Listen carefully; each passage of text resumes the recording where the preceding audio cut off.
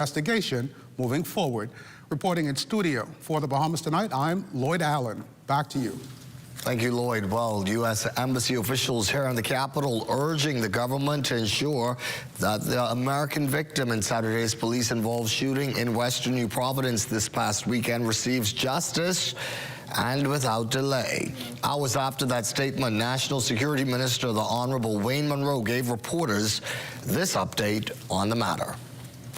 My understanding is that the police responded to the scene, acquired CCTV footage, as they always do, and commenced an investigation. And they will follow the investigation to its natural conclusion. If there's evidence that criminal charges should be levied, they will do it. If at the conclusion they determine that they are comfortable in levying criminal charges, it goes to a coroner's inquest. But in this instance, I understand that having investigated it, they were satisfied that a criminal investigation should be open. They've opened it, and I'm made to understand that there will be an outcome from it. I've not been briefed on him going to court. You must remember now that the DPP advises the police on charging. So the only thing I'm guaranteed to know is that a criminal investigation has been opened. The minister insisted that these incidents will not be pushed under a rock. In fact, a lot of the complaints or a lot of the conversation is about the number of law enforcement officers being charged before the court. Well, surely that is proof that law enforcement is just that. They enforce the law regardless of who you are. 116 Haitian nationals were deported today. That group comprised of 79 men, 33 women, and 4 minors.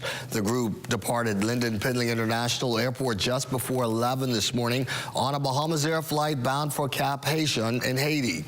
Immigration officials say all standard health and safety protocols were followed to ensure the well-being of both officers and deportees. The Immigration Department maintains the exercise forms part of its ongoing efforts to enforce immigration laws and ensure compliance throughout the Bahamas. A new United Nations report is raising serious concerns about escalating violence and human rights abuses in Haiti. The report reveals that more than 5,500 people were killed and over 2,600 injured between March 2025 and January of this year, as gangs continue to expand their control beyond the capital, Port-au-Prince. Now, according to the UN, gangs are now dominating key road and sea routes, using violence, kidnappings, and extortion to maintain power. The report also highlights widespread sexual violence, with more than 1,500 women and girls affected, as well as reports of executions, child exploitation, and the destruction of property. At the same time, concerns have been raised about excessive use of force by security forces and a lack of accountability for abuses. UN officials say strengthening the rule of law and addressing inequality will be critical to restoring stability in Haiti.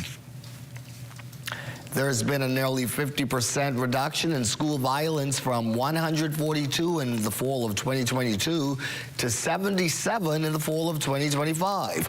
Education Minister, the Honorable Glenys Hannah Martin, used her contribution to a compendium of education bills Monday to speak further to that issue.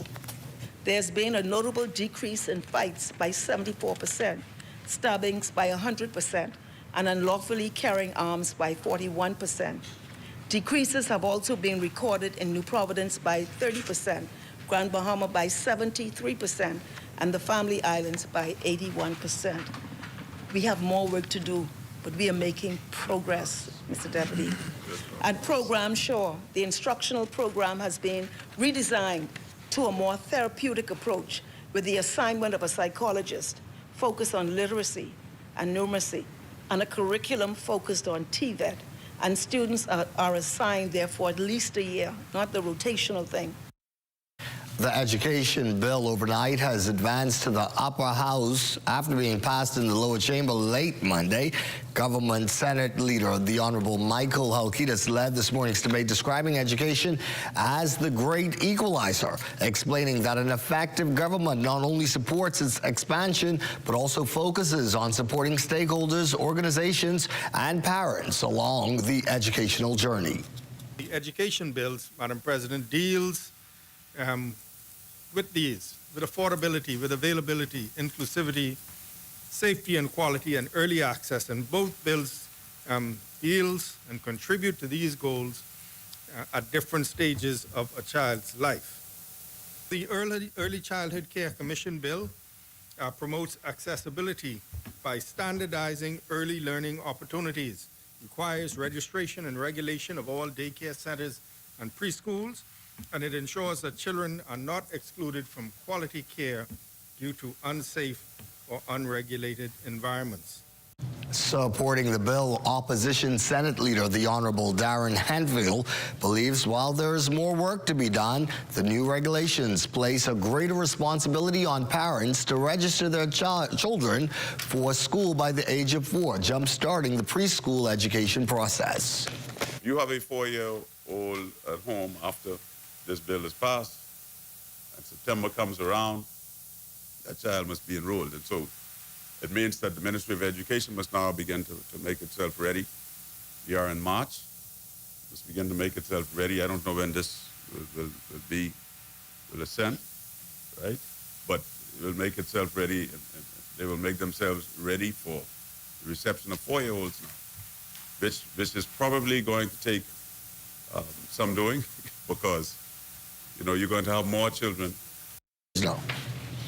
Related now, as part of the compendium of bills of those education bills passed in the House of Assembly last evening, the National Youth Commission bill proposed legislation that is already being touted as a step in the right direction toward youth development. For that part of the story, here's our Lloyd Allen.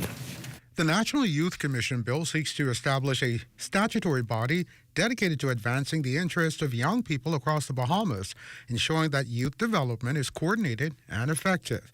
Applauding the bill, Minister of Youth, Sports and Culture, the Honorable Mario Boleg, says the legislation is being viewed as groundbreaking. The National Youth Commission will implement policies, programs, and projects consistent with the National Youth Policy in an effort to empower youth to develop their potential and to contribute to national development.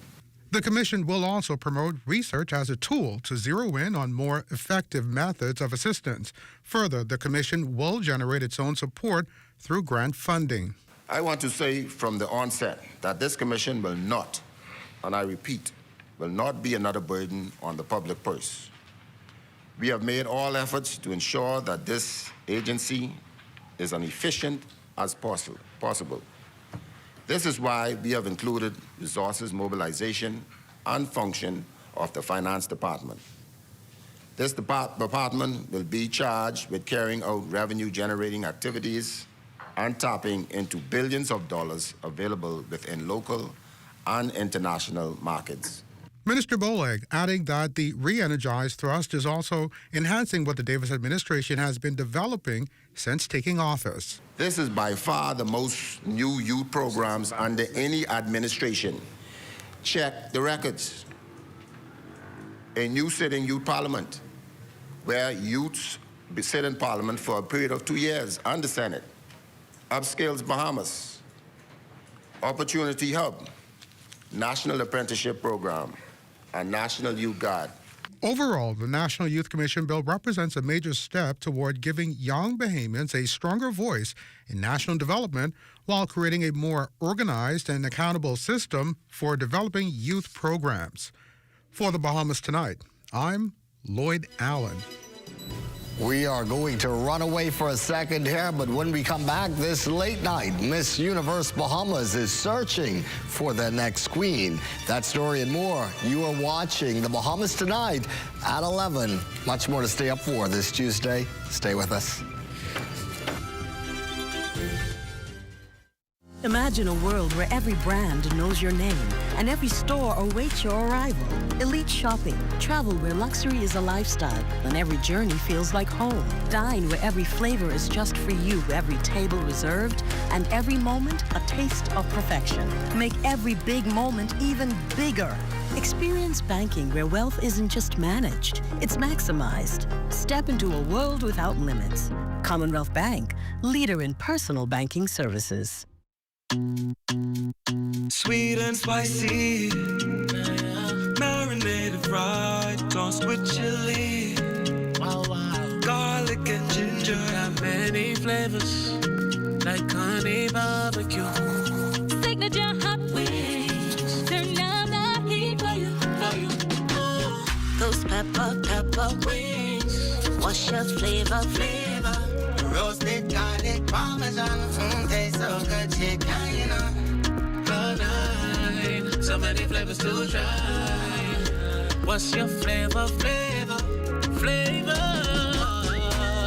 Honey barbecue, sweet and spicy, all new. Signature hot wings. What's your flavor? Roasted garlic parmesan, tastes so good, chicken, you know. Those pepper wings.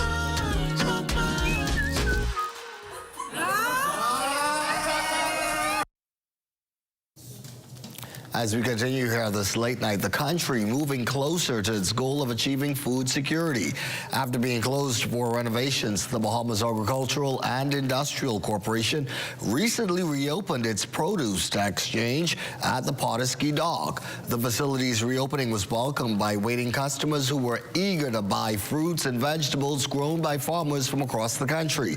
BAIC's executive chairman, Darren Pickstock, reminisced that decades ago, the produce exchange essentially fed the nation. Today, the produce exchange, which has been located to the BAIC campus since 2020, is transacting nearly $1 million in fruits and vegetables. That deserves a round of applause. Because what that is saying is that we are becoming even more serious about self-sufficiency, about feeding ourselves. Now, he noted that the produce exchange is also expanding into the wholesale market. Through the agri-marketing team, over $290,000 of wholesale has been conducted from March of 2025 to present. So I am so proud of our commercialization program. The search for the next Miss Universe Bahamas is officially underway, with a 10-week enrichment program providing contestants with a variety of training, including runway etiquette and public speaking coaching. Each contestant receives all of the necessary skills to become a global ambassador for the country at this year's Miss Universe competition in Puerto Rico.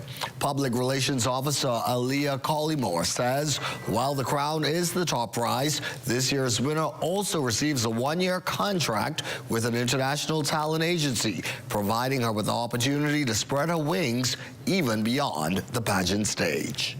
But this year, we have a little bit of a change. The winner of our competition this year is going to be awarded a one-year contract with an international talent management organization. Persons who may have watched last year's pageant, post-winning Miss Malik Bow, who did a phenomenal job, I might add, as well as our first runner-up, Miss Beyonce Forbes, they participated in activities such as New York Fashion Week. That was an amazing exposure initiative that we launched last year. And so we took that and we were able to partner with another organization to bring that same experience to more ladies.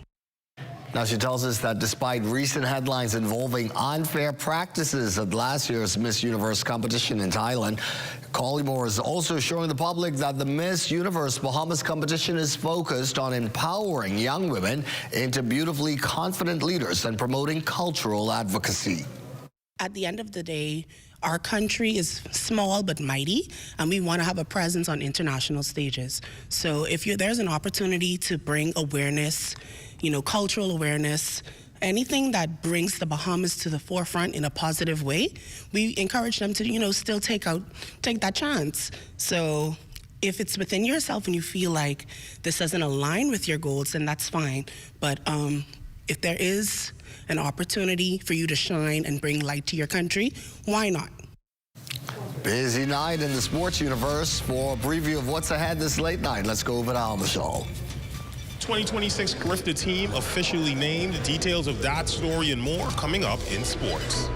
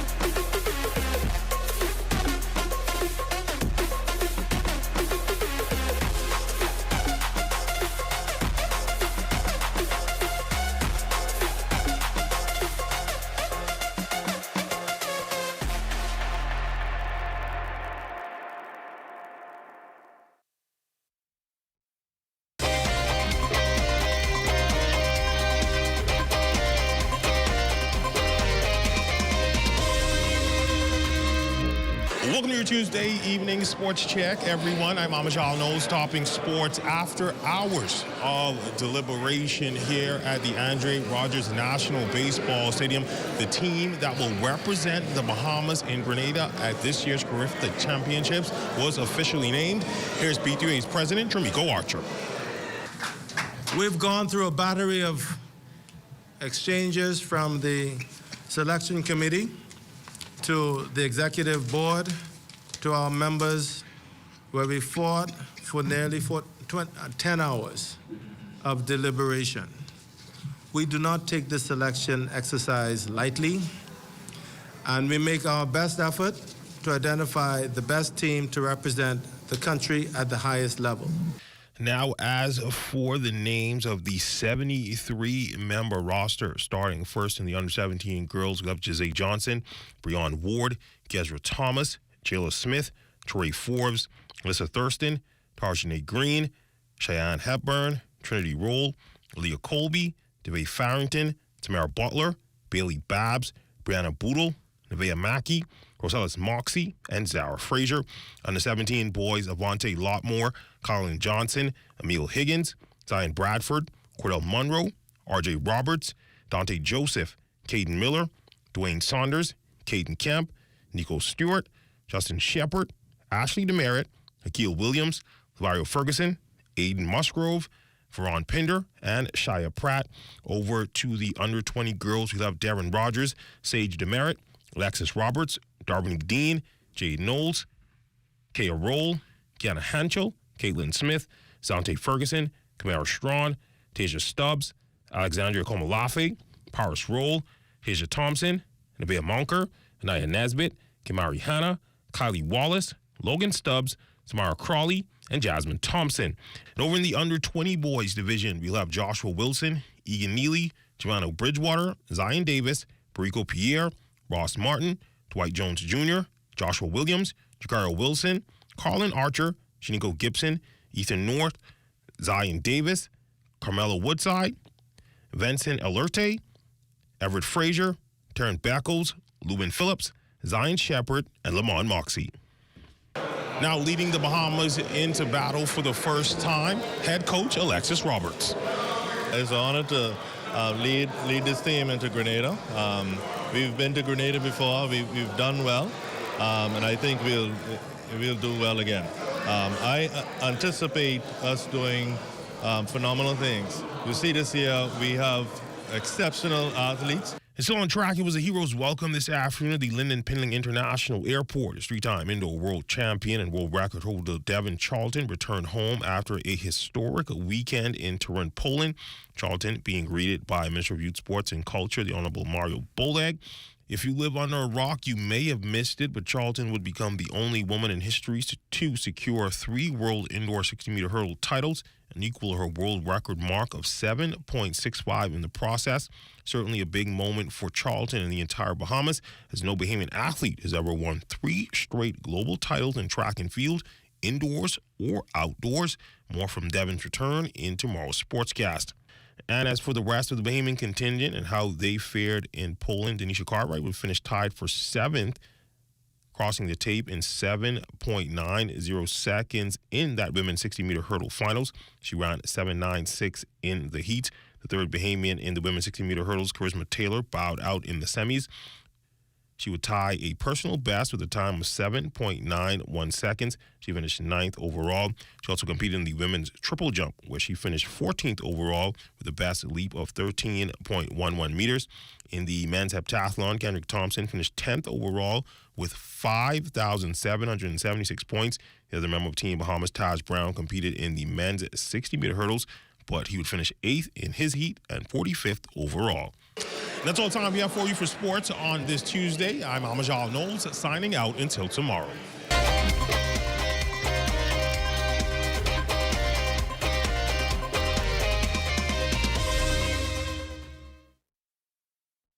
Behind every strong economy is a bold entrepreneur, and we're here to support them, island by island. On Long Island, we've helped 77 entrepreneurs turn their dreams into thriving businesses. Through over $1.9 million in approved funding, the SBDC is strengthening Long Island's economy by investing in it. Every business we support strengthens the economy, starting with yours. SBDC Bahamas.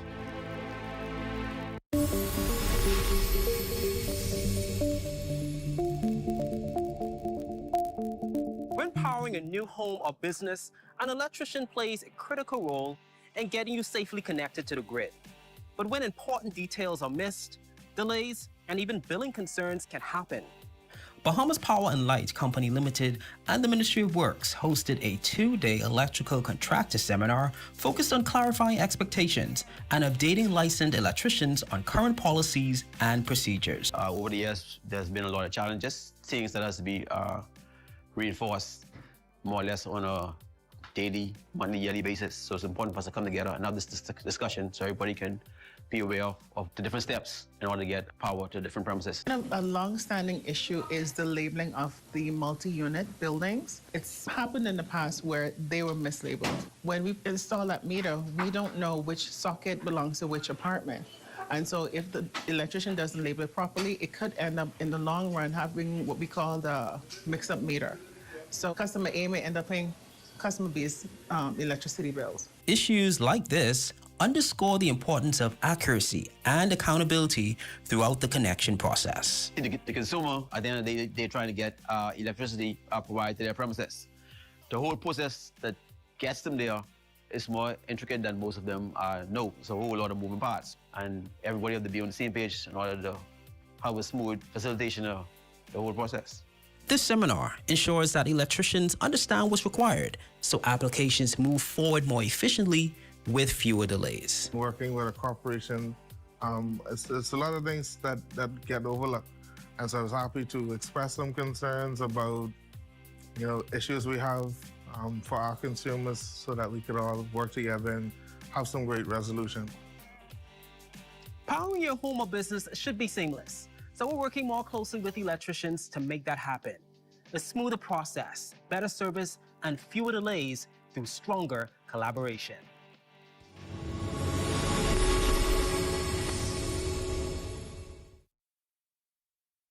And it is time now for a look at our late night weather forecast this Tuesday evening. For that, we head on over to Diane Dorset at the Weather Map. Good evening, Diane. Good evening, Corvell. Our satellite picture shows mostly clear skies again across the island chain, while a weak high-pressure system continues to maintain light winds and calm seas through Saturday. Then on Sunday, another cold front will approach the northwest Bahamas, followed by a building high-pressure system that will generate strong winds and rough seas into next week. Now let's take a quick check on temperatures around the Family Islands. In the northwest Bahamas, it'll 75 degrees in Freeport City, Grand Turtle Key, Marsh Harbor, Abaco, and Alice Town, Bimini. 78 in Bullocks Harbor. Fresh Creek, Central Andros, 75 degrees, 77 in Camp Space, South Andros and the Black Point Exuma, 76 in Harbor Island, 75 degrees in Rock Sunny Luthra, Arthurstown, Kid Island, San Salvador and Rumkey. In Georgetown Exuma, it is 78 degrees. And for our southernmost island, 78 also in Clarence Town, Crooked Island and Ragged Island. 79 in Betsy Bay and Auckland, Matthew Nagua, 78 degrees, and for the Turks and Caicos Islands, 79 degrees. So that's how you feel. That's how the feel of the islands. Tonight, you can expect another chilly night with mainly clear skies and a low of 59 degrees. And as for tomorrow, pleasant with partial sunshine and a temperature of 79 degrees. Now, it's been a great start to the week. And as we get into the second half, and especially into the weekend, we will be tracking increasing rain chances by Sunday. But this is going to be a gradual increase over the next few days. We'll continue to get pleasant weather with cool nights continuing through Thursday, and as that cold front moves, we'll see some showers to the area by Sunday. Now that's your late night look at weather. Rest easy, stay cozy, and thanks for staying up with us. Corval. Some chill and rain in our weather forecast. Thank you, Diane. And thank you for staying up with us this late night. That is our broadcast here this Tuesday evening. I'm Corval Pye for Amo. Diane and our entire team, take care, be well, and remember, we will be looking to see you again right back here tomorrow evening. Good night.